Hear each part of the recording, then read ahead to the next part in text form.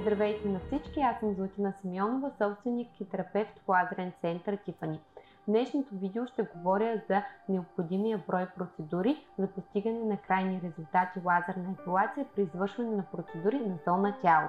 Необходимия брой за постигане на окончателни резултати и премахване на окосмяването е 6 на брой, като процедурите се извършват през интервал от 50 дни. 50 дни, в които нямате наличие на окосмяване, а зоната остава напълно гладка и чиста още след първа процедура.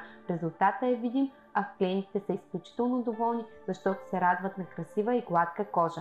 През месец ноември сме насочили вашето внимание именно към зона интим.